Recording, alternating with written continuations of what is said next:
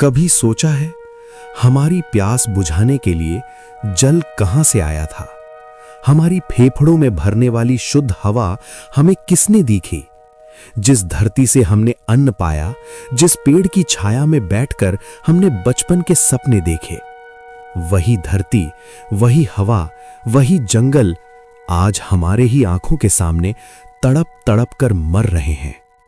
एक पल के लिए शांत हो जाइए और सोचिए, अगर प्रकृति रो पड़ी तो क्या हम हंस पाएंगे? अगर धरती कांप गई तो क्या हम बच पाएंगे? आज भारत आगे बढ़ रहा है, सड़कें बन रही हैं, खदानें बढ़ रही हैं, बिजनेस बढ़ रहा है, इमारतें आसमान छूने लगी हैं, टेक्नोलॉजी हर घर में है, पर इसी विकास की चमक के पीछे एक ऐसा अंधेरा छुपा है जिसे सुनकर रूह कांप जाती है। आज भारत हर साल 25 लाख हेक्टेयर जंगल खो रहा है, 27% वाइल्ड लाइफ खत्म हो चुकी है, 35% नदियां जहरीली घोषित हो चुकी हैं, हवा में PM 2.5 स्तर WHO मानक से 10 गुना अधिक है।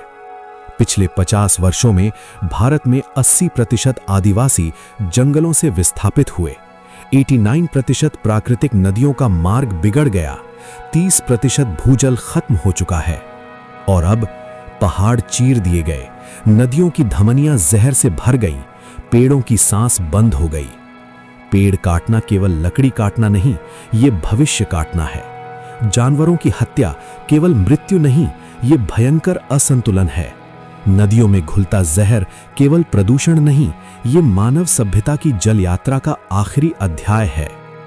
हसदेव अरण्य 10,000 साल पुराना जंगल, दुनिया के सबसे प्राचीन वन क्षेत्रों में से एक, 302 वर्ग किलोमीटर में फैला प्रकृति का चमत्कार।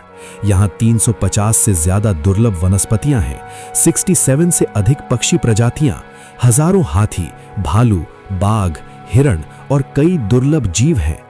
पर इन जंगलों के नीचे कोयला है और कोयले के लोभ ने जंगलों को मौत के हवाले कर दिया। जब कटाई शुरू हुई, गांव के बच्चे रो पड़े, लोगों ने विरोध किया, यहां तक कि बेजुबान जंगली जीवों ने भी विरोध किया।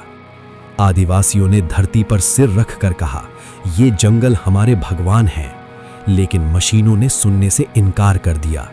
पेड़ कटते गए, तने गिरते गए, जंगल का हृदय चीरता गया, धरती कांपती गई। अरावली 35 करोड़ साल पुरानी, दुनिया की सबसे प्राचीन पर्वत श्रृंखलाओं में से एक।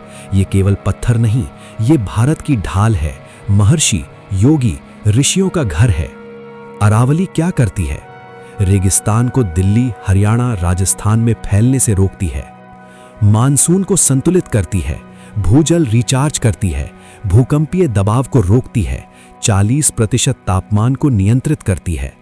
लेकिन आज अरावली टूट रही है, काटी जा रही है, समाप्त हो रही है। दिल्ली NCR को जोड़ी गई अरावली बेल्ट का 90% हिस्सा नष्ट हो चुका है। जहां कभी जंगल थे, आज कंक्रीट है। जहां हिरण नाचते थे, आज कारों से टकराकर मरते हैं। जहां शुद्ध हवा बहती थी, आज स्मॉग की धुंध छाई है। ये केवल घाटी नहीं, भारत की श्वास नली है। जब पहाड़ टूटते हैं तो सिर्फ पत्थर नहीं टूटते, मानव सभ्यता टूटती है। आज दुनिया मानती है, ग्लोबल वार्मिंग नया खतरा नहीं, मृत्यु की सूचना है। दूषित जल, कैंसर, किडनी फेल, लिवर रोग, थायराइड, दिमागी रोग। दूषित वायु, हर सांस के साथ हम जहर पी रहे हैं, बच्चे दम तोड़ रहे हैं। दमा, एलर्जी, टीबी, हार्ट फेल, नई नई भयंकर बीमारियां, हर घर में मौत बैठी है। ओजोन का नष्ट होना, सूर्य की किरणें त्वचा को चीरकर भीतर तक घुस रही हैं। पिछले 100 वर्ष में पृथ्वी 1.5 डिग्री सेल्सियस गर्म हो चुकी है। अगर 2 डिग्री सेल्सियस और बढ़ी, तबाही निश्चित है। बेमौसम बारिश, भूकंप, सुनामी, ज्वालामुखी, चक्रवात, बाढ़, ये कोई संयोग नहीं, ये चेतावनी है। भारत आज दुनिया का तीसरा सबसे बड़ा प्रदूषक बन चुका है। 14 में से 11 सबसे प्रदूषित शहर भारत में हैं। 13 लाख लोग हर साल प्रदूषित हवा से मर रहे हैं। 35 करोड़ लोग दूषित पानी पी रहे हैं। हिमालय पिघल रहा है, ग्लेशियर टूट रहे हैं। गंगा, ब्रह्मपुत्र, यमुना, सबका भविष्य संकट में है। समुद्र स्तर बढ़ रहा है। समुद्र कई बड़े शहरों को निगलने के लिए तैयार बैठा है। मौसम असंतुलित हो चुके हैं।